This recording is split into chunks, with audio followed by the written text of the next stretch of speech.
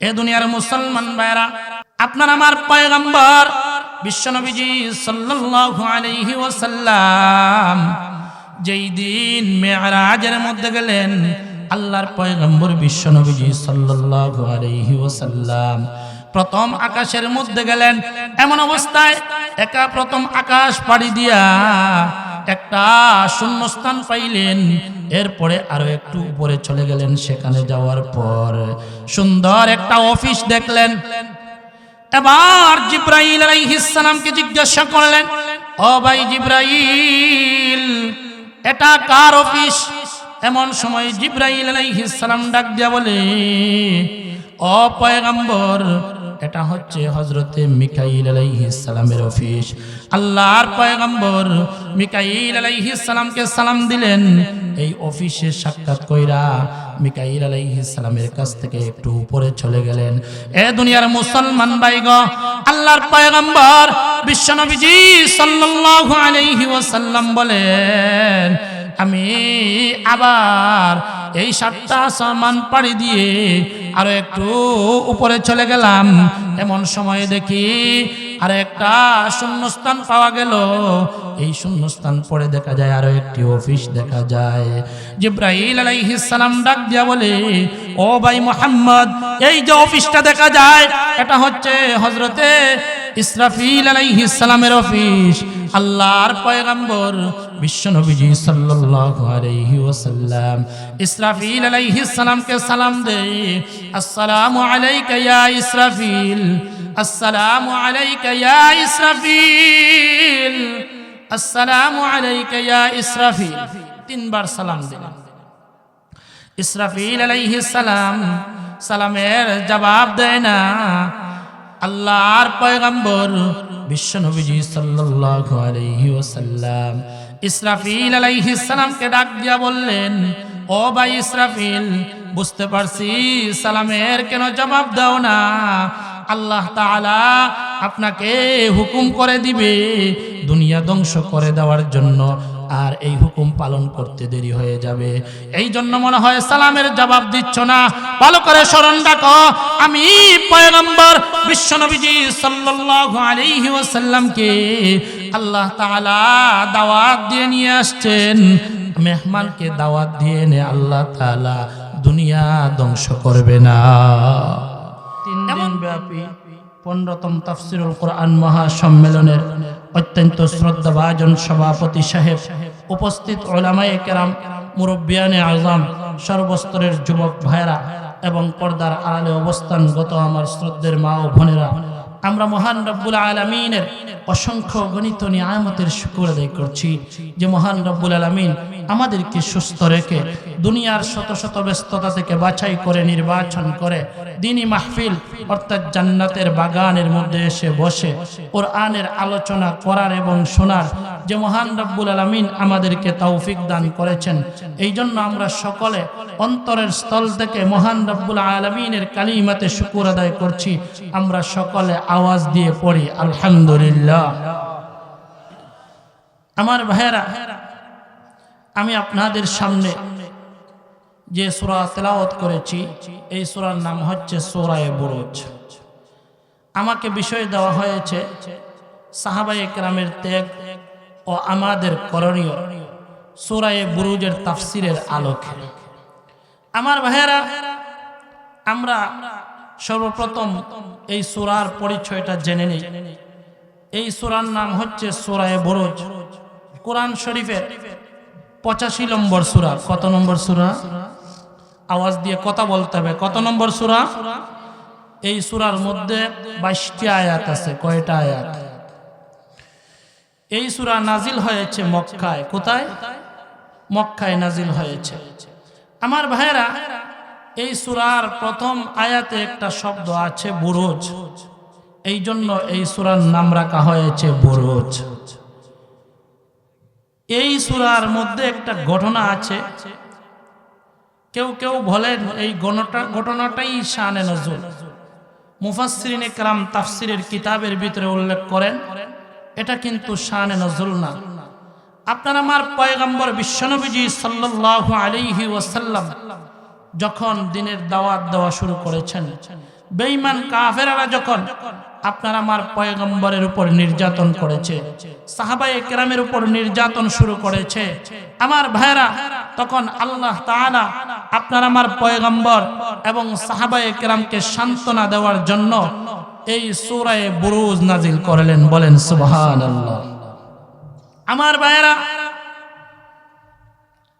এই সূরা নাজিল কইরা আল্লাহ তাআলা বুঝাইতে চাইলেন পৃথিবীতে যত জালেম বাদশা আছে, পৃথিবীতে যত জালেম শাসক আছে, তাদের সাথে কখনো আপোষ করা যাবে না। আমার ভাইরা, আমরা বর্তমান পৃথিবীর দিকে যদি তাকাই, দেখবেন মুসলমানরা আরাকানে মুসলমানরা মার খায়, ফিলিস্তিনে মুসলমানরা মার খায়। দেখবেন দীর্ঘদিন থেকে ফিলিস্তিন মুসলমানরা মার খেতেছে, একের পর এক নির্যাতন হচ্ছে। আমরা দেখতে পাই বিভিন্ন দেশের মধ্যে অনেক দেশ বলে আমরা সাপোর্ট করছি, কিন্তু অস্ত্র দিয়ে তো সহযোগিতা করে না। দেখা যায় এখনই স্বাধীন হয়ে যাবে, কিন্তু শেষ পর্যন্ত স্বাধীনের স্বপ্ন দেখাও স্বাধীনতা অর্জন করতে পারে না। কথা বলুন ঠিক কিনা?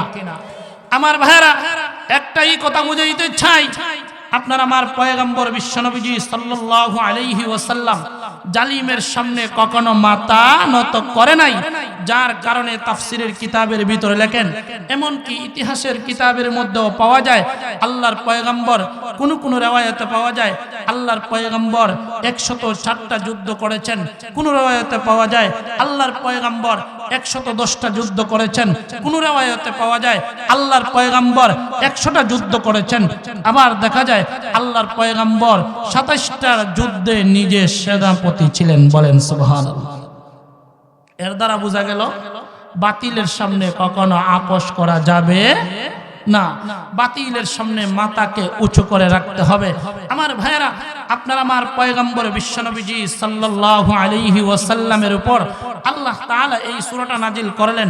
নবীজি যখন মক্কা ছেড়ে মদিনার মধ্যে হিজরত করে আসবেন, এর কিছুদিন আগে আল্লাহ তাআলা এই সূরাটা নাজিল কইরা আপনার আমার পয়গম্বরকে সান্ত্বনা দিয়েছিলেন। সাহাবায়ে কেরাম ডাক দিয়া বলেছিলেন, মাতা নাসরুল্লাহ, পয়গম্বর কখন আল্লাহর সাহায্য আসবে, কখন আল্লাহর সাহায্য আসবে। এমন একটা পরিস্থিতিতে আমার আপনার সাহাবীরা, নবীর সাহাবীরা, আল্লাহর পয়গম্বর একের পর এক নির্যাতনের সম্মুখীন হয়েছে। এ দুনিয়ার মুসলমান ভাইরা, আল্লাহর পয়গম্বর বিশ্বনবীজি সাল্লাল্লাহু আলাইহি ওয়াসাল্লাম যখন দ্বীনের দাওয়াত দেওয়া শুরু করেছেন, আল্লাহর পয়গম্বর বিশ্বনবীজি সাল্লাল্লাহু আলাইহি ওয়াসাল্লাম সাফা পাহাড়ের মধ্যে উঠলেন। আল্লাহর পয়গম্বর এমন সময় ডাক দিয়ে বললেন, ইয়া বানি ইসরাইল, ইয়া আব্দ মানাফ, এমন ভাবে ডাক দেওয়া শুরু করলেন, মক্কাবাসীর সবাই গিয়ে একত্রিত হয়ে গেল। আল্লাহর পয়গম্বর বিশ্বনবীজি সাল্লাল্লাহু আলাইহি ওয়াসাল্লাম এবার সবাইকে একত্রিত কইরা ডাক দিয়া বললেন, আমি যে এই উঁচা পাহাড়ের মধ্যে আছি, তোমরা বলো আমার পিছন দিক থেকে যদি দুশমনরা আক্রমণ করে, আবার সামনে থেকেও যদি দুশমনরা আক্রমণ করে, আমি কি দেখতে পাবো না? সবাই ডাক দিয়া বললেন, হ্যাঁ আপনি দেখতে পাবেন। এবার আল্লাহর পয়গম্বর ডাক দিয়া বললেন, ও আমার আত্মীয় স্বজনরা, ও আমার আত্মীয় স্বজনরা, আল্লাহ তাআলা আমার উপর কোরআনের আয়াত নাজিল করেছেন, ওয়া আনজির আশিরাতাকাল আকরাবিন। ও পয়গম্বর, আপনি আপনার আত্মীয় স্বজনকে দ্বীনের দাওয়াত দেন, তাদের কাছে দ্বীনের ভয় পৌঁছাইয়া দেন, আল্লাহর ভয় ঢুকাইয়া দেন।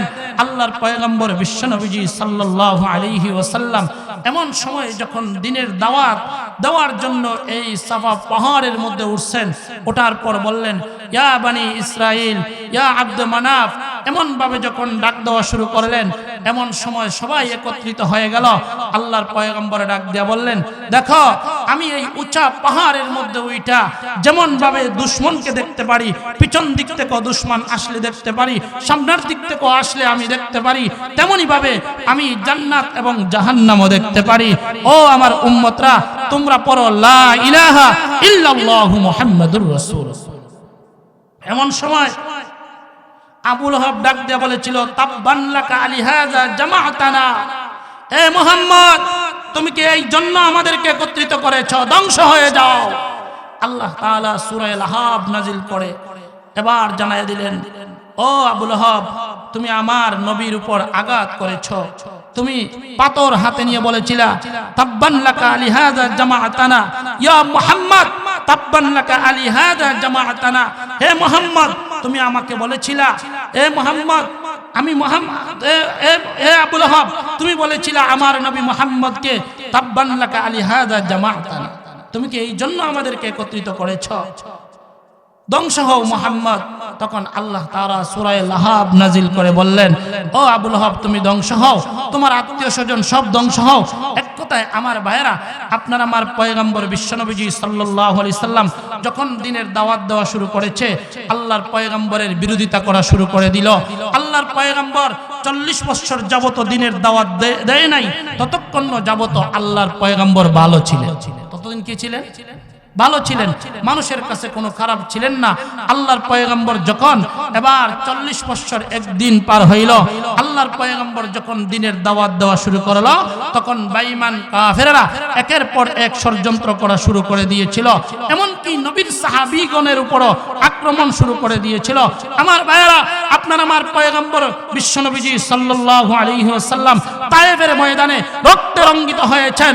ও মুসলমান, তাইও শেষ নয়, আল্লাহর পয়গম্বর বিশ্বনবীজি সাল্লাল্লাহু আলাইহি ওয়াসাল্লাম যখন নামাজ পড়তে যাইতেন, তখন এবার উটের ভুঁড়ি আল্লাহর পয়গম্বরের মাথার উপর রেখে দেওয়া হতো।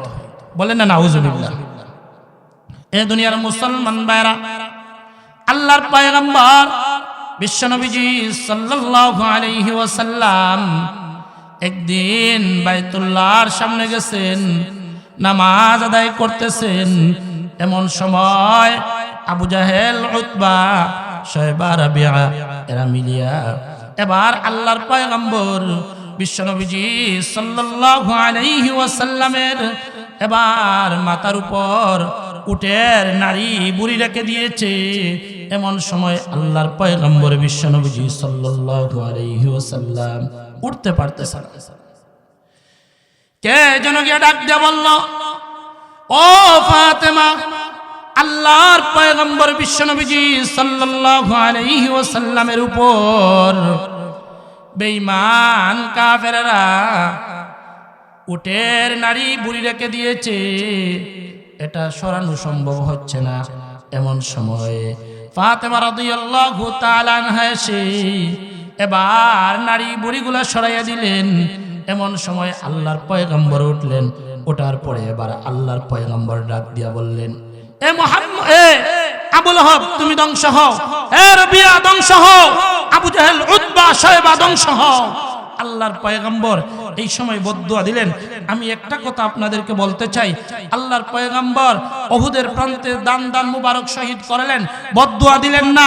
তায়েফের ময়দানে আল্লাহর পয়গম্বরের মাথা থেকে নিয়ে পা পর্যন্ত এমন কোনো পশম ছিল না, এমন কোনো জায়গা ছিল না যেখানে রক্তে রঞ্জিত হন নাই। আল্লাহর পয়গম্বর সেই জায়গায়ও বদদুয়া দিলেন না, কিন্তু এই জায়গার মধ্যে এসে বদদুয়া দিলেন কেন? এর একটাই কারণ, মুফাসসিরিনে কেরামগণ লেখেন, আল্লাহ এবং বান্দার সাথে যেই সম্পর্কটা নামাজের মাধ্যমে হয়, এই আল্লাহ এবং বান্দার সম্পর্ক যারা বিচ্ছিন্ন করে, এদের উপর আল্লাহর অভিশাপ, নবীর অভিশাপ। এই জন্য আল্লাহর পয়গম্বর রাগান্বিত হয়ে এই সময় বদদুয়া দিয়েছিলেন। ঠিক তদ্রূপ এখনো যদি এই দুনিয়াতে কোনো বেঈমান মুনাফিক এসে বলে পর্দা করা যাবে না, সীমালঙ্ঘন পর্দা করা যাবে না, আল্লাহর কোন বিধানকে নিয়ে এবার কটাক্ত করে, তাদের বিরুদ্ধেও তখন রুখে দাঁড়িয়ে বলতে হবে সবকিছু বাদ দেওয়া যাবে, কিন্তু আল্লাহর বিধানকে নিয়ে কটাক্ত করলে জীবন থাকা সত্ত্বেও তোমার বিরুদ্ধে আমরা লড়াই করতে থাকবো ইনশাআল্লাহ। আমার ভাইরা, এই যে আপনার আমার পয়গম্বর বিশ্বনবীজি সাল্লাল্লাহু আলাইহি ওয়াসাল্লামের সাহাবায়ে কেরামের উপর এত নির্যাতন, ধারাবাহিকভাবে পরবর্তীতে আলোচনা করব। বিষয়টা এই বোঝানোর মকসদ হলো, আমি যেই আয়াতটা তেলাওয়াত করলাম, যেই সূরাটা তেলাওয়াত করলাম, নবীজি সাল্লাল্লাহু আলাইহি ওয়াসাল্লামের উপর বেঈমান কাফেররা কত নির্যাতন করেছে, সাহাবায়ে কেরাম কত নির্যাতনের সম্মুখীন হয়েছে। হযরত বেলাল হাবশী রাদিয়াল্লাহু তাআলা আনহু ইসলাম গ্রহণ করার পর উনার উপর উনাকে এমন কঠিন শাস্তি দেওয়া হয়েছে, উনার বুকের উপর পাথর রাখা হইতো, এমন কি উনাকে এবার এই মরুভূমির মধ্যে রাখে এমন ভাবে লেছাইয়া টানতেন, তিনি আহাদ আহাদ বলে ডাকতেন। আমার ভাইয়েরা, একজন না, যত নবীর সাহাবীগণ আছেন প্রত্যেক সাহাবায়ে একরাম এত নির্যাতনের সম্মুখীন হয়েছেন, শেষ পর্যন্ত ডাক দিয়া বললেন, মাতা নাসরুল্লাহ, ও পয়গম্বর, আল্লাহর সাহায্য কখন আসবে? এ দুনিয়ার মুসলমান ভাইয়েরা, আল্লাহ তাআলা আপনার আমার পয়গম্বর বিশ্বনবীজি সাল্লাল্লাহু আলাইহি ওয়াসাল্লামকে সান্ত্বনা দেওয়ার জন্য এবার সূরা বুরুজ নাজিল করলেন। আল্লাহর পয়গম্বরকে জানায়া দেওয়া হয়, ও পয়গম্বর, শুধু আপনি কষ্ট করছেন তাই নয়, আপনার পূর্ববর্তী যারা ছিল তারাও কষ্ট করেছে, তারাও ধৈর্য ধারণ করেছে। কথা বলুন ঠিক কিনা? নবীর সাহাবীগণ যেমন কষ্ট করেছে, এর পূর্বে ইব্রাহিম আলাইহিস সালাম কি কষ্ট করে নাই? কথা বলেন না। ইসলামের জন্য কত কষ্ট করেছেন। নূহ আলাইহিস সালাম ইসলামের জন্য কত কষ্ট করেছেন। হযরতে জাকারিয়া আলাইহিস সালাম ইসলামের জন্য কত কষ্ট করেছেন। মাথা থেকে নিয়ে পা পর্যন্ত করাত দিয়ে দুই টুকরা করে দেওয়া হয়েছে, তারপরেও জাকারিয়া আলাইহিস সালাম উফ শব্দটা পর্যন্ত ছাড়ে না। আমার ভাইয়েরা, ইসলামের ইতিহাসটা বড় ভয়ঙ্কর। এই যে দিনের দাওয়াত দিতেছেন, তাবলীগের দাওয়াত দেন, কুনতুম খায়রা উম্মাত উখরিজাত লিন-নাস তা'মুরুনা বিল মা'রুফি ওয়া তানহাউনা আনিল মুনকার ওয়া তু'মিনুনা বিল্লাহ, তোমরা হলো শ্রেষ্ঠ উম্মত, তোমাদেরকে বের করা হয়েছে মানুষের সাথে, মানুষকে সৎ কাজের আদেশ করবেন, অসৎ কাজ থেকে নিষেধ করবেন। এই সৎ কাজের আদেশ করতে গিয়ে বিপদ আসবে, অসৎ কাজের প্রতি নিষেধ করতে গিয়া তখন অনেক বিপদের সম্মুখীন হয়ে যাবে। এই জন্য আল্লাহ তাআলা সূরা বুরুজ নাজিল করে আল্লাহ তাআলা নবীজি সাল্লাল্লাহু আলাইহি সাল্লাম এবং সাহাবায়ে কেরামকে সান্ত্বনা দিয়ে ইনডাইরেক্ট ভাবে আল্লাহর পয়গম্বর বিশ্বনবীজি সাল্লাল্লাহু আলাইহি সাল্লাম থেকে নিয়ে কিয়ামত পর্যন্ত যত মানুষ দ্বীনের দাওয়াত দিবে প্রত্যেককে আল্লাহ তাআলা এই সূরার মাধ্যমে সান্ত্বনা দিয়েছেন। বলেন সুবহানাল্লাহ।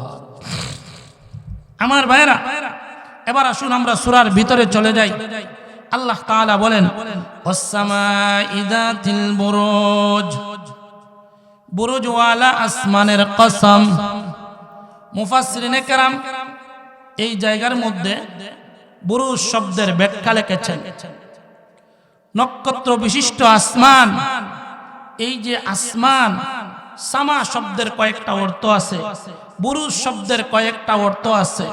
আমার ভাইরা, আমি সংক্ষিপ্ত আকারে বলতে চাই, আল্লাহ তাআলা এই সূরার প্রথমে 3টা আয়াতে 4টা কসম খেয়ে আল্লাহ তাআলা গুরুত্বপূর্ণ একটা বিষয় বুঝাইয়া দিয়েছেন। আমার ভাইরা, কসম খাওয়ার উদ্দেশ্য হলো বক্তায় যে বক্তৃতা দেন, এই বক্তৃতাটা যতটুকু গুরুত্বপূর্ণ, এর পরবর্তীতে যেই কথাটা বলবেন সেটাও এই রকম গুরুত্বপূর্ণ। বলেন সুবহানাল্লাহ। এই কথা বোঝানোর জন্য কসম খাওয়া হয়। আমার ভাইরা, আমাদের সমাজে দেখবেন অনেক সময় অনেকে কসম খায়, সন্তানের কসম খায়, খায়নি? কথা বলেন, এরকম হয়নি? অনেক মারা সন্তানের কসম খায়, বাবার কসম খায়, স্বামীর কসম খায়, আর অনেক কিছুর কসম খায়। এইগুলা পরিষ্কার হারাম। কসম যদি খেতে হয় একমাত্র আল্লাহর জাতের কসম খেতে পারবে। কথা বলেন ঠিক কিনা? আমার ভাইরা, আল্লাহ তাআলা কসম করে এমন একটা গুরুত্বপূর্ণ বিষয় বুঝাইতে চাইলেন যে এই কথাগুলা, কসম খাওয়াটুকু যতটুকু গুরুত্বপূর্ণ, এর পরবর্তীতে যেই কথাগুলা আসতেছে এইগুলাও গুরুত্বপূর্ণ। আল্লাহ তাআলা বলেন, ওয়াস-সামাঈ যাতিল বুরুজ, বুরুজওয়ালা আসমানের কসম। হে দুনিয়ার মুসলমান ভাইরা, বুরুজওয়ালা আসমান কি? বুরুজ শব্দের ব্যাখ্যা মুফাসসিরিনে কেরাম লেখেন, 1 নম্বর ব্যাখ্যা হলো আসমানের মধ্যে বড় বড় 7টা নক্ষত্র আছে, এইগুলাকে বুরুজ বলা হয়। অন্য ব্যাখ্যায় মুফাসসিরিনে কেরামগণ লেখেন, এই যে সূর্য আছে, এই সূর্য চলাফেরার জন্য 12টা রাস্তা আছে, এই 12টা রাস্তাকে বুরুজ বলা হয়। কোন কোন মুফাসসিরিনে কেরামগণ লেখেন, এই যে আমরা চন্দ্র, যেই চন্দ্রটা দেখি, চাঁদ দেখি, এই চাঁদের জন্য 28টা রাস্তা আছে। কয়টা রাস্তা? আওয়াজ দিয়ে বলেন, কয়টা? 28টা রাস্তা আছে। এই 28টা রাস্তা দিয়া যখন এই চাঁদটা যখন ঘুরতে থাকে, শেষ পর্যায়ে যখন এক সীমান্ত 28 নম্বর থেকে আবার যখন শুরুতে আসতে গিয়া যখন একদিন অতিবাহিত হয়, তখন আরবি মাস 29 হয়। আর যদি দেখা যায় 2 দিন লাইগা যায়, তাহলে আরবি মাস 30 হয়। বলেন সুবহানাল্লাহ। আল্লাহর কি কুদরত দেখেন আমার ভাইয়েরা। এবার কোন মুফাসসিরিনে কেরাম লেখেন যে আকাশের মধ্যে 3টা অফিস আছে। এই 3টা অফিস, এমনকি আরো কিছু অফিস আছে, এই অফিসগুলাকে বলা হয় বুরুজ। বলেন সুবহানাল্লাহ। এ দুনিয়ার মুসলমান ভাইয়েরা, আপনার আমার পয়গম্বর বিশ্বনবীজি সাল্লাল্লাহু আলাইহি ওয়াসাল্লাম যেই দিন মেরাজের মধ্যে গেলেন, আল্লাহর পয়গম্বর বিশ্বনবীজি সাল্লাল্লাহু আলাইহি ওয়াসাল্লাম প্রথম আকাশের মধ্যে গেলেন। এমন অবস্থায় প্রথম আকাশ পাড়ি দিয়া একটা শূন্যস্থান পাইলেন। এরপরে আরো একটু উপরে চলে গেলেন। সেখানে যাওয়ার পর সুন্দর একটা অফিস দেখলেন। এবার জিবরাইল আলাইহিস সালামকে জিজ্ঞাসা করলেন, ও ভাই জিবরাইল, এটা কার অফিস? এমন সময় জিবরাইল আলাইহিস সালাম ডাক দিয়া বলে, ও পয়গম্বর, এটা হচ্ছে হযরতে মিকাইল আলাইহিস সালামের অফিস। আল্লাহর পয়গম্বর মিকাইল আলাইহিস সালামকে সালাম দিলেন। এই অফিসে সাক্ষাৎ কইরা মিকাইল আলাইহিস সালামের কাছ থেকে একটু উপরে চলে গেলেন। এ দুনিয়ার মুসলমান ভাইগো, আল্লাহর পয়গম্বর বিশ্বনবীজি সাল্লাল্লাহু আলাইহি ওয়াসাল্লাম বলেন, আমি আবার এই 7টা আসমান পাড়ি দিয়ে আরো একটু উপরে চলে গেলাম। এমন সময় দেখি আর একটা শূন্যস্থান পাওয়া গেল। এই শূন্যস্থান পরে দেখা যায় আরো একটি অফিস দেখা যায়। জিবরাইল আলাইহিস সালাম ডাক দিয়া বলে, ও ভাই মুহাম্মদ, এই যে অফিসটা দেখা যায়, এটা হচ্ছে হযরতে ইসরাফিল আলাইহিস সালামের অফিস। আল্লাহর পয়গম্বর বিশ্বনবীজি সাল্লাল্লাহু আলাইহি ওয়াসাল্লাম ইসরাফিল আলাইহিস সালামকে সালাম দেয়, আসসালামু আলাইকা ইয়া ইসরাফিল, আসসালামু আলাইকা ইয়া ইসরাফিল, আসসালামু আলাইকা ইয়া ইসরাফিল। 3 বার সালাম দিলেন। ইসরাফিল আলাইহিস সালাম সালামের জবাব দেয় না। আল্লাহর পয়গম্বর বিশ্বনবীজি সাল্লাল্লাহু আলাইহি ওয়াসাল্লাম ইসরাফিল আলাইহিস সালামকে ডাক দিয়া বললেন, ও ভাই ইসরাফিল, বুঝতে পারছি সালামের কেন জবাব দাও না। আল্লাহ তাআলা আপনাকে হুকুম করে দিবে দুনিয়া ধ্বংস করে দেওয়ার জন্য, আর এই হুকুম পালন করতে দেরি হয়ে যাবে। এই জন্য মনে হয় সালামের জবাব দিচ্ছ না। ভালো করে স্মরণ রাখো, আমি পয়গম্বর বিশ্বনবীজি সাল্লাল্লাহু আলাইহি ওয়াসাল্লামকে আল্লাহ তাআলা দাওয়াত দিয়ে নিয়ে আসছেন। মেহমানকে দাওয়াত দিয়ে নে আল্লাহ তাআলা দুনিয়া ধ্বংস করবে না। এমন কথা বলার সঙ্গে সঙ্গে ইসরাফিল আলাইহিস সালাম সালামের জবাব দিয়া বলেন, ও মুহাম্মদ, আমার তো জানা নাই কখন যেন আল্লাহ হুকুম করে দেয়, আর আল্লাহর হুকুম পালন করতে যেন দেরি হয়ে যায়, এই জন্য আর আপনার সালামের জবাব দিতে পারি নাই। আমার ভাইয়ারা, এরপরে আল্লাহর পয়গম্বর বিশ্বনবীজি সাল্লাল্লাহু আলাইহি সাল্লাম বলেন, আমি আরো একটা শূন্যস্থান পাড়ি দিয়া আরো একটু উপরে চলে গেলাম। যখন আরো একটু উপরে চলে গেলাম, সেখানে যাওয়ার পর আরো বড় একটা অফিস পাইলাম। এবার জিবরাইল আলাইহিস সালাম আমাকে ডাক দিয়া বলে, ও পয়গম্বর, এটা হচ্ছে আমি জিবরাইলের অফিস। বলেন সুবহানাল্লাহ। আল্লাহর পয়গম্বর এই জায়গার মধ্যে কিছুক্ষণ থামলেন। ও ভাইরা আমার, স্মরণ রাখেন, জিবরাইল আলাইহিস সালামের এই অফিসে আল্লাহর পয়গম্বর কিছুক্ষণ থাকার পর আরো একটু উপরে চলে গেলেন। আরো একটা শূন্যস্থান পাইলেন।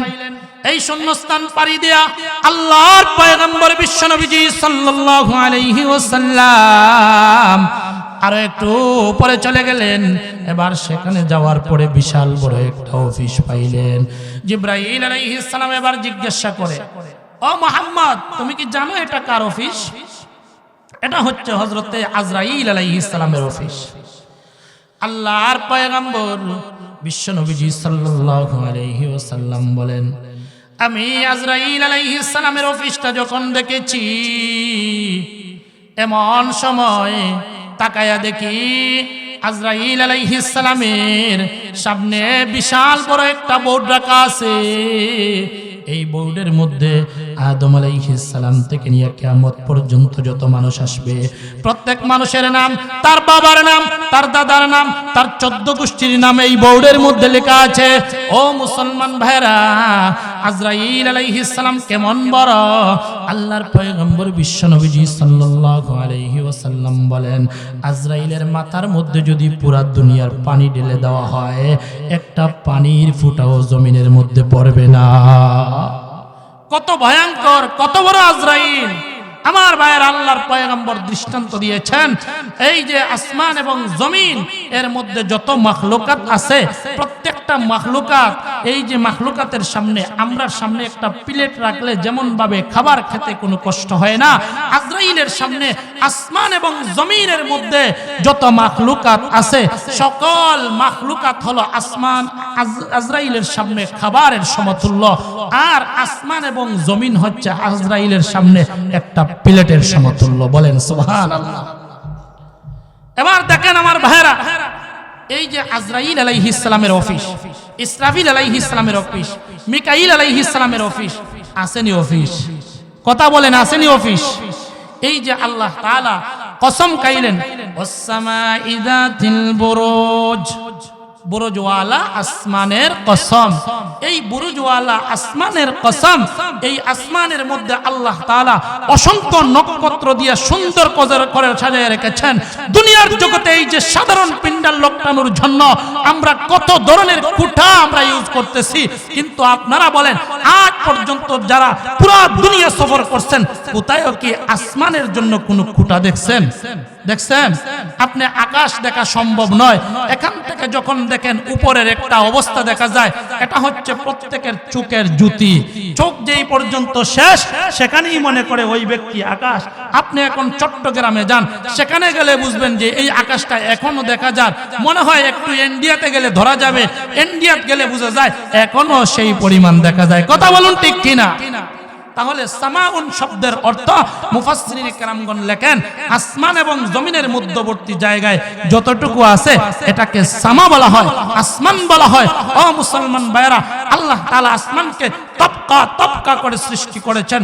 হে মুসলমান ভাইরা, এই যে বৃষ্টি হয়, মেঘের সাজ হয়, এই যে দেখবেন আপনি আমি যখন কোথায় যখন বিমানের মাধ্যমে যাই, দেখবেন ধাক্কা দিয়া এবার বিমানটা উপরের দিকে উঠে যায়, এবার উপরে উঠলে মেঘের সাজটা নিচে নেমে যায়। কথা বলুন ঠিক কিনা? তখন উপরের দিকে যায়। আপনি যখন বিমান থেকে নিচের দিকে তাকাবেন, এমন সময় দেখবেন যে মনে হয় আরেকটা আকাশ দেখা যায়। কথা বলেন না? যারা গেছেন দেখছেন তো, কোনো সময় দেখবেন বিমান থেকে যদি নিচের দিকে তাকানো হয়, তখন বাড়িঘর কিছু দেখা যায় না, বোঝা যায় যেমন নিচের দিকে আসমান। উপর দিকে তাকাইলেও আসমান মনে হয়, নিচের দিকে তাকাইলেও আসমান মনে হয়। এই জন্য আমার ভাইয়েরা, আল্লাহ তাআলা আসমানের কসম করে বললেন, ওয়াস-সামাই যাতিল বুরুজ।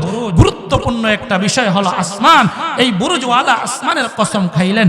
এরপরে আল্লাহ তাআলা বলেন, ওয়াল ইয়াউমিল মাউউদ, কিয়ামতের দিনের কসম, কিয়ামতের দিনের কসম। আমার ভাইয়েরা, কিয়ামতের দিন, যেই দিন সকল হিসাব দিতে হবে, যেই ব্যক্তি ব্যক্তিগত জীবনে যতই কাজ করে না কেন, পারিবারিক জীবনে যতই কাজ করে না কেন, সামাজিক জীবনে যতই কাজ করে না কেন, রাষ্ট্রীয় জীবনে যতই কাজ করে না কেন, আন্তর্জাতিক জীবনে যতই কাজ করে না কেন, একদিন আল্লাহর আদালতে আসামির কাঠগড়া দাঁড়াইয়া সমস্ত জিন্দেগির হিসাব দিতে হবে। কথা বলুন ঠিক কিনা? এ দুনিয়ার মুসলমান ভাইরা, কিয়ামতের দিন কত ভয়ঙ্কর! ও দুনিয়ার মুসলমান ভাইরা গো, কিয়ামতের দিন মানুষরা যখন উঠবে, সকল মানুষ তিন ভাগে বিভক্ত হইয়া উঠবে। এক প্রকার মানুষ ওঠার সঙ্গে সঙ্গে দেখবে কানা হয়ে গেছে, অন্ধ হয়ে গেছে। ওমান আ'রাদা আন যিকরি ফাইন্না লাহু মাঈশাতান দানকা ওয়া নাহশুরুহু ইয়াওমাল কিয়ামাতি আ'মা। তারা উঠবে, ওঠার সঙ্গে সঙ্গে দেখবে অন্ধ হয়ে গেছে, কানা হয়ে গেছে। কেন কানা হয়ে যাবে? তারা আল্লাহর দরবারে ডাক দিয়ে বলবে, ওমান আ'রাদা আন যিকরি فإن له معيشة ضنكا ونحشره يوم القيامة أعمى قال رب لما حشرتني أعمى وقد كنت بصيرا قال أتتك آياتنا قال كذلك أتتك آياتنا فنسيتها আমার ভাইরা এইভাবে ডাক দিয়া বলবে আল্লাহ দুনিয়ার জগতে ভাও ছিলাম এখন কেন আমাদেরকে অন্ধ বানাইয়া দিলা আল্লাহ তাআলা ডাক দিয়া বলে বান্দা দুনিয়ার জগতে তোমাকে কত নিয়ামত দিয়েছিলাম তুমি নিয়ামত পেয়েও তুমি অস্বীকার করেছিলা নিয়ামত পাওয়ার পরেও দেখিয়া না দেখার বানা করেছিলা শুনিয়াও না শোনার বানা করেছিলা উলামায়ে কেরামরা বয়ান করেছিল উলামায়ে কেরামরা অনেক কিছু বলেছিল আমরা তো বয়ান শুনি শোনার পরে কি আমল করি কথা বলেন না এইদিকে শুনি ওইদিকে আবার চলে যায় ও মুসলমান কত নিয়ামত পাইলাম পাওয়ার পরেও এই নিয়ামতের স্বীকার করি না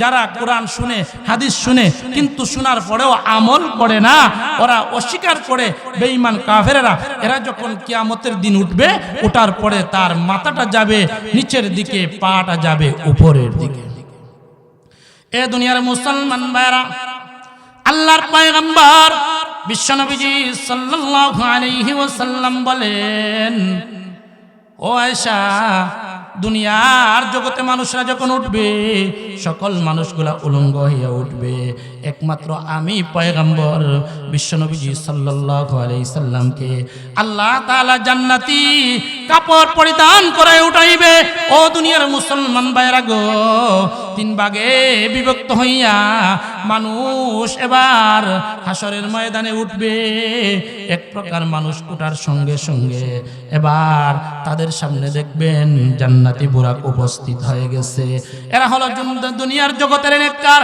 এরা হলো দুনিয়ার জগতের মুত্তাকি পরহেজগার এরা বুরাকের মাধ্যমে জান্নাতি মানুষরা এরা বুরাকের মাধ্যমে হাসরের ময়দানে উঠবে আরেক প্রকার মানুষ ওঠার সঙ্গে সঙ্গে এবার সামনের দিকে হাঁটিয়ে হাঁটিয়ে চলে যাবে আমরা দেখবেন আসরের নামাজের পরে যখন বের হয় আসরের নামাজের পরে রাস্তার দিকে বের হয় বাগান দেখি সুন্দর সুন্দর অনেক কিছু দেখি কেন এইগুলা দেখে বড় আনন্দ লাগে ফুর্তি লাগে এই যে ফুর্তি লাগে আমরা একটু আনন্দ কইরা কইরা যাই এই মানুষগুলা হাসরের ময়দানে হাঁটি হাঁটিয়ে যাবে এরাও হবে জান্নাতি যারা বুরাকের মাধ্যমে যাবে এরাও হবে জান্নাতি আর এক প্রকার মানুষ যারা কোরআনকে পছন্দ করে না যারা আল্লাহর নিয়ামত পায়াও না পাওয়ার বানা করেছে শুনিয়াও না শোনার বানা করেছে আল্লাহর বিধান তার কাছে পৌঁছে গেছে এরপরেও সে কি করে না মূল্যায়ন করে না সঙ্গে সঙ্গে তার পা যাবে উপরের দিকে মাথা যাবে নিচের দিকে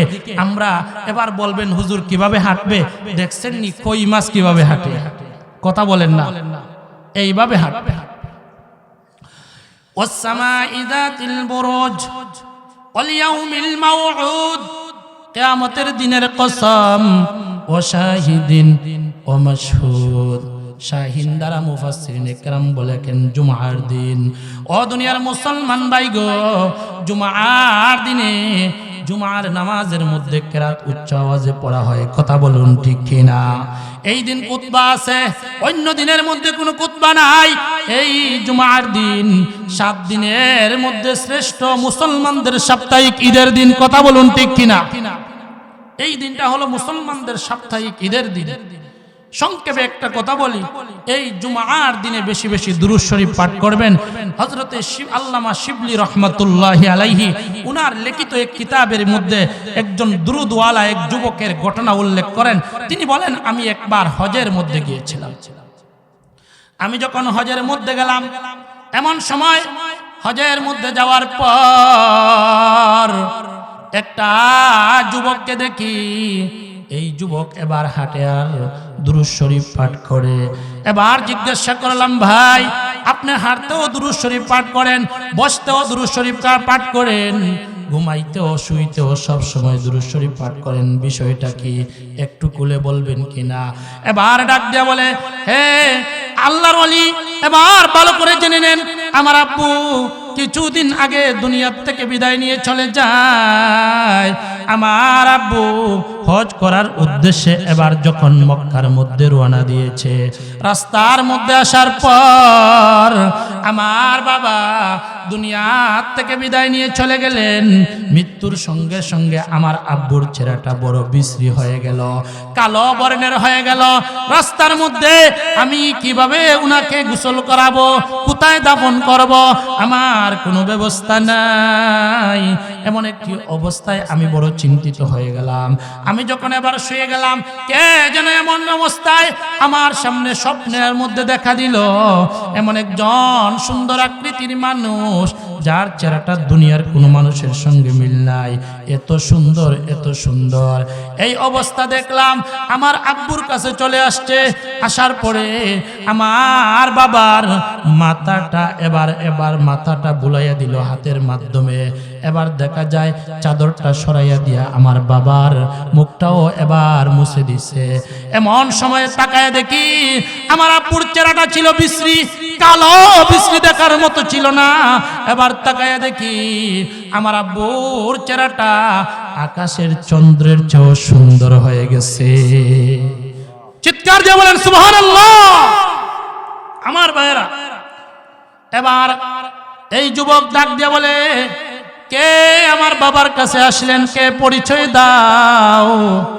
যুবক এবার উনাকে আটকাইলেন। উনি ডাক দিয়া বলে, না না, পরিচয় দেওয়ার কোনো প্রয়োজন নাই, আমি যেই কাজে আসলাম সেই কাজ ছেড়ে দিয়েছি, আর প্রয়োজন নাই। যুবক বলে, না না, আপনি যেতে পারবেন না, আপনার প্রথম পরিচয় দিতে হবে, তারপরে যেতে পারবেন। এবার আটকায়া ফেলল। শেষ পর্যন্ত ডাক দিয়া বললেন, আমি দুনিয়ার কোনো সাধারণ কোনো মানুষ নয়, আমি হইলাম আখির জামানার পয়গম্বর বিশ্ব নবীজি সাল্লাল্লাহু আলাইহি ওয়াসাল্লাম। বলেন সুবহানাল্লাহ। আল্লাহর পয়গম্বর, আপনি কোথায় থেকে আসলেন? আপনি কোথায় থেকে আসলেন? আপনি কিভাবে জানলেন আমার বাবা দুনিয়া থেকে বিদায় নিয়ে চলে গেছে? তিনি বললেন, দেখো, তোমার বাবা প্রতি শুক্রবারে ফজর রাতে ঘুমানোর আগে 300 বার দুরূদ শরীফ পাঠ করত। এবার আজকের শুক্রবারে দিনে তোমার বাবা দেখা যায় এখন আর দুরূদ শরীফ পাঠ করে নাই। তোমার বাবার পক্ষ থেকে যেই দুরূদ শরীফ আমার কাছে গিয়া ফেরেশতারা পৌঁছাইয়া দিত, আজকে তো তিনি যায় নাই। আমি জিজ্ঞাসা করলাম ফেরেশতাদেরকে, আমার এই উম্মত কোথায়? তিনি প্রতি শুক্রবারে 300 বার দুরূদ শরীফ পাঠ করত, তিনি আজকে কোথায়? তিনি এই ফেরেশতারা ডাক দিয়া বলল, উনি বড় একটা মুসিবতের মধ্যে হয়ে গেছে, উনি মারা গেছে, এবার বড় মুসিবতের মধ্যে আছে, উনার চেহারাটা বিকৃত হয়ে গেছে, কালো বর্ণের হয়ে গেছে। তখন আর আমি সহ্য করতে পারি নাই, আমার উম্মাহ আমার জন্য দুরূদ শরীফ পাঠ করেছে, আর তার অবস্থা এমন হবে সেটা মানা যায় না। এমন অবস্থায় এবার আপনার আমার পয়গম্বর বিশ্বনবীজি সাল্লাল্লাহু আলাইহি সাল্লাম বলেন, আমি আসলাম, আসার পরে আমার কাজটা আমি শেষ করে দিলাম। আমার ভাইরা, শেষ পর্যন্ত শিবলি রহমাতুল্লাহি আলাইহি বলেন, এমন অবস্থায় এই যুবক ঘুম থেকে উইটা দেখে উনার বাবার চেহারাটা বাস্তবে আকাশের চন্দ্রের চেয়ে আরো বেশি সুন্দর হয়ে গেছে। ফজরের নামাজের পরে দেখা যায় এত মানুষ জানাজায় উপস্থিত হয়েছে, এটা কল্পনাও করা যায় না। জিজ্ঞাসা করা হলো, তোমরা কোথায় থেকে জানতে পারলা? এই যে এত মানুষ জানাজার মধ্যে আসলা, দাফনেরও ব্যবস্থা করে দিলা, গোসলের ব্যবস্থা করে দিলা, কিভাবে জানতে পারলা? তখন তারা ডাক দিয়া বলে, কে যেন কানে কানে পৌঁছাইয়া দিল, আহারে, মুহাম্মদের একজন পেয়ারা বান্দা দুনিয়া থেকে বিদায় নিয়ে চলে গেছে, আল্লাহর ওলি, যার জানাজার নামাজ পড়লে আল্লাহ গুনাহ মাফ করে দিবে, দৌড়াইয়া যাও, অমুক জামায় অমুক ব্যক্তি মারা গেছে, তার দাফনের ব্যবস্থা করে দাও। বলেন সুবহানাল্লাহ। এই জন্য দুরূদ শরীফ পড়বেন তো ইনশাআল্লাহ। আমার ভাইয়েরা দেখেন, ওয়াস-সামাঈ যাতিল বুরুজ, বুরুজ ওয়াল আসমানের কসম, ওয়াল ইয়াউমিল মাউউদ, কিয়ামতের দিনের কসম, ও শাহিদ, জুমার দিনের কসম, মাশহুদ আরাফার দিনের কসম। ও মুসলমান ভাইরা, আরাফার দিনের কসম, আল্লাহ তাআলা আরাফার দিনের কসম খাইলেন। এই আরাফার দিন আল্লাহ তাআলার দিদার নসিব হবে। বলেন সুবহানাল্লাহ। আমরা যখন জান্নাতে যাব, ও মুসলমান ভাইরা, জুমার দিনে আল্লাহর দিদার নসিব হবে। আর আরাফার দিন কত গুরুত্বপূর্ণ দিন। এই দিনটার মধ্যে আপনার আমার পয়গম্বর বিশ্বনবীজি সাল্লাল্লাহু আলাইহি ওয়াসাল্লাম ভাষণ দিয়েছিলেন, আল ইয়াউমা আকমালতু লাকুম দীনাকুম ওয়া আতমামতু আলাইকুম নি'মাতি ওয়া রাযীতু লাকুমুল ইসলাম দীনা। আজকের দিনে ইসলামকে পূর্ণ করে দেওয়া হলো। আমার ভাইয়েরা, এই চারটা কসমেই তো সময়টা চলে গেল, আলোচনার ভিতরেই যাওয়া সম্ভব হচ্ছে না। সংক্ষেপে আমি কথাগুলো শেষ করে দেই। আমার ভাইয়েরা দেখেন, আল্লাহ তাআলা বলেন ওয়াস-সামা ইযাতিল বুরুজ, বুরুজ ওয়ালা আসমানের কসম, ওয়াল ইয়াউমিল মাউউদ, কিয়ামতের দিনের কসম, ওয়া শাহিদিন ওয়া মাশহুদ, জুমার দিনের কসম, আরাফার দিনের কসম। এই চারটা কসম খেয়ে আল্লাহ তাআলা বলেন কুতিলা আসহাবুল উখদুদ, গর্ত খননকারীদের উপর আল্লাহর অভিশাপ। আমার ভাইয়েরা, এই পর্যন্ত আলোচনা থাকুক। যদি আল্লাহ তাআলা কোনো সময় তৌফিক দান করে, ইনশাআল্লাহ পরবর্তী আলোচনা করার চেষ্টা করব। এই আয়াত দ্বারা আমরা বুঝতে পারলাম, এই সূরার প্রথম আলোচনার মাধ্যমে বুঝতে পারলাম, বেঈমান জালেমদের সামনে কখনো মাথা নত করা যাবে না। সব সময় সত্য কথা বলবো। মাররা মিনকুম মুনকারান ফালইয়ুগাইয়িরহু বিয়াদি ফাইল্লাম ইয়াসতাতি ফাবিলিসানিহি ওয়া ইল্লাম ইয়াসতাতি ফাবিকলবিহি ওয়া যালিকা আযআফুল ঈমান। হাতটাকা সত্যে হাতের মাধ্যমে বিরোধিতা করব। যদি তাও পারি না, তাহলে আমরা জবান দিয়ে বিরোধিতা করব। তাও যদি না পারি, তাহলে অন্তর দিয়ে ঘৃণা করব। তারপরেও বাতিলের সামনে মাথা নত করা যাবে না। আল্লাহ তাআলা যেই পর্যন্ত আলোচনা করলাম, এরপর আমাদের সবাইকে আমল করার তৌফিক দান করুক। বিশেষ করে একটা যুবক পুরা দেশকে পরিবর্তন করতে পারে। আমি আজকের এই বিশাল মাহফিলের মধ্যে একটাই কথা বলতে চাই, আপনাদের এলাকার যুবক, বিশেষ করে আমার সাংবাদিক আলী হোসেন ভাই, আরো যারা এখানে এই তাফসির মাহফিলগুলোর আয়োজন করেছে, তাদের জন্য মন খুলে তো দোয়া করবেন তো ইনশাআল্লাহ। আল্লাহ তাআলা যেন এদের হায়াতে বরকত দান করে, জানমালে যেন বরকত দান করে। এই সমস্ত যুবকরা যতদিন দুনিয়ার মধ্যে টিকে থাকবে, এই সমস্ত দিনদাররা যখন দুনিয়ার মধ্যে থাকবে, তারাই পারবে এরকম সমাজ পরিবর্তন করতে। ইনশাআল্লাহ আমরা এই সমস্ত দিনী মাহফিল করতে সামনে দিয়ে সহযোগিতা করব, পারবো তো? যাই হোক, আমি আপনাদের পাশের মানুষ, তোয়াকুল আমার বাড়ি। যদিও আমি ঢাকার একটা মাদ্রাসায় পড়াই, সিলেটে আরেকটা মাদ্রাসা নিজে প্রতিষ্ঠিত করেছি। দোয়া করবেন আল্লাহ তাআলা যেন এই দ্বীনের খেদমতগুলোকে কবুল করেন, আর আমাদের সবাইকে যেন আল্লাহ তাআলা খাঁটি ঈমানদার হিসাবে ঈমান নিয়ে যেন কবরে যাওয়ার তৌফিক দান করে। সবাই বলেন আমিন। ওয়া আখিরু দাওয়ানা আলহামদুলিল্লাহি রাব্বিল আলামিন। আসসালামু আলাইকুম ওয়া রাহমাতুল্লাহ।